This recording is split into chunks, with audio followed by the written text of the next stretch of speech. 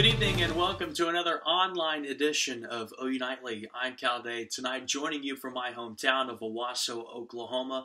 Of course, we're still prevented from entering our studios in Norman, but we are dedicated to bringing you this newscast on an online platform.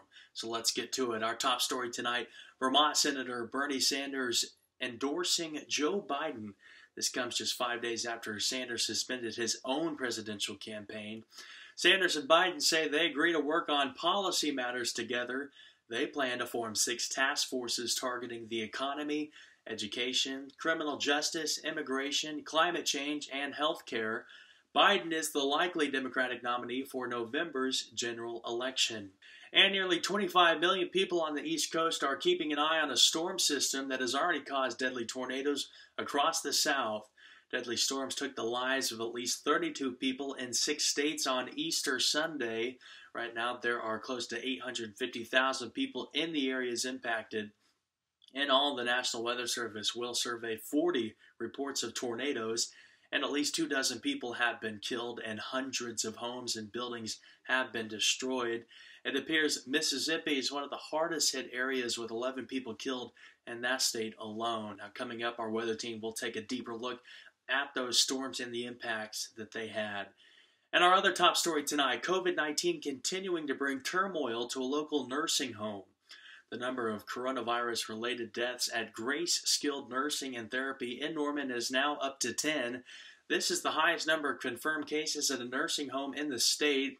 The rise in deaths comes after the facility attempted to slow the spread by closing business to visitors and halting family visitations. In Oklahoma, there are 25 coronavirus-related deaths reported from nursing homes.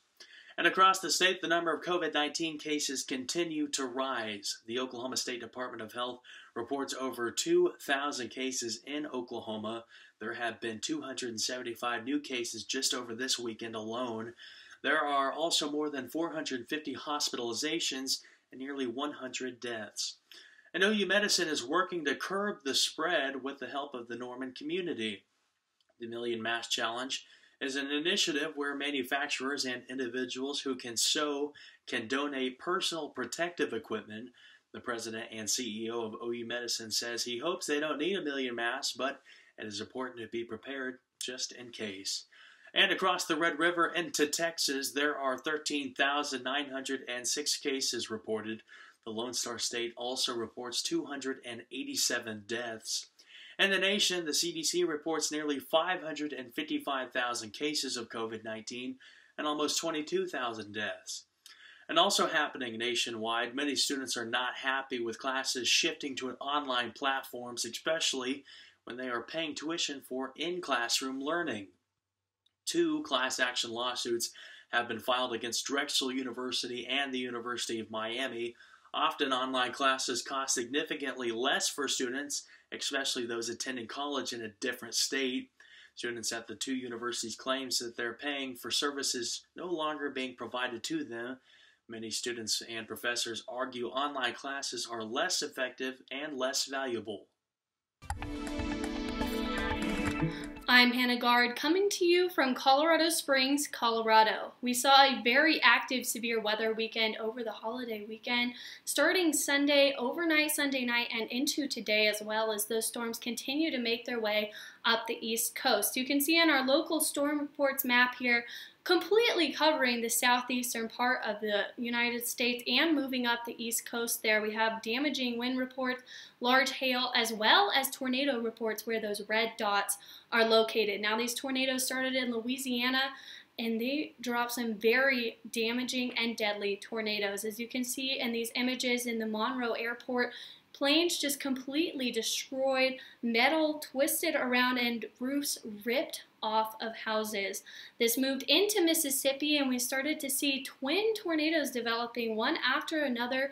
Those were very long track tornadoes sitting on the ground for over an hour. I think as we start to see those storm reports coming in, we'll see very strong wind on those tornadoes. This image here is one of those Mississippi tornadoes.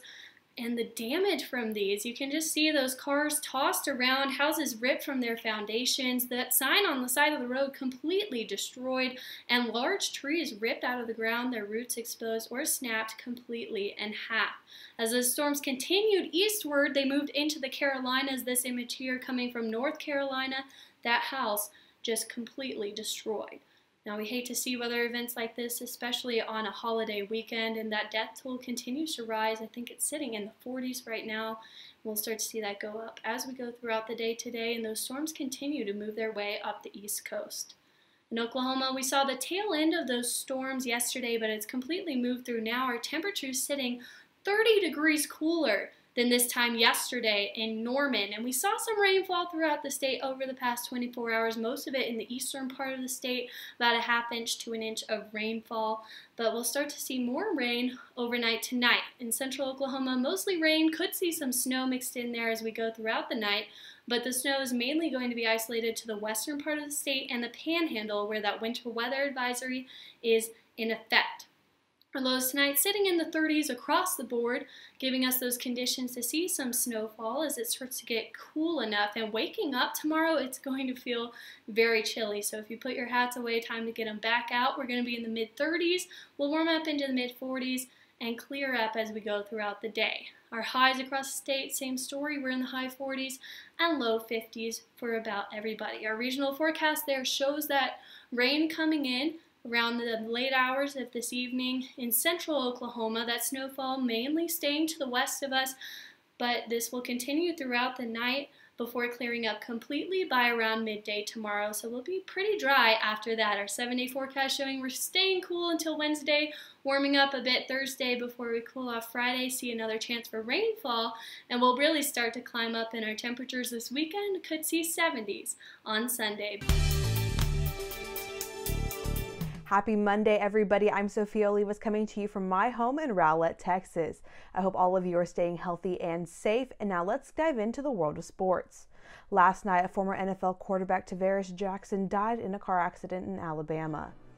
The Minnesota Vikings released a statement on Twitter saying, "Our entire Vikings family is saddened by the news of Tarvaris Jackson being taken from us too soon. He genuinely cared about others, was a good friend, and will be missed by family, teammates, and Vikings fans everywhere."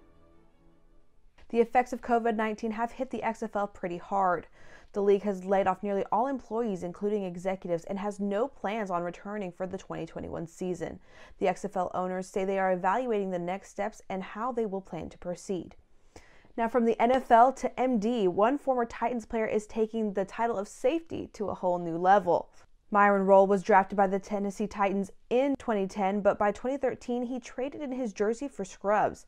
He is now a neurosurgeon resident in Boston, helping patients fighting the coronavirus, and says the thought of sports resuming in 2 months is a bit ambitious. I think we all need to be comfortable just being a little bit uncomfortable, be patient, and allow this curve to continue to flatten, and allow these brilliant intellectual people on the front lines the opportunity to figure this all out. And now time to wrap up with Sports Meme Monday.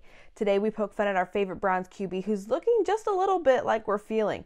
The caption reads March versus April, and I can tell you I definitely relate. Now that's all I have for you from this side of the Red River. We hope to see you right back here tomorrow. Stay safe out there. Finally tonight, finding a way to say thank you. That's the task many are trying to accomplish for those on the front lines fighting against COVID-19. Now, typically this time of year, football teams across the country are gearing up for spring practice, but not this year. Instead, the OU football staff traded in drawing plays for drawing up signs to thank healthcare workers. Coaches and their families hopped in their cars and launched a parade with signs of gratitude and hope, ultimately letting healthcare workers know they are standing with them. And that is something certainly positive to see. And that's going to do it for today's online edition of OU Nightly, brought to you by students working in several cities across the country. I'm Cal Day, reporting in my hometown of Owasso, Oklahoma. Good night.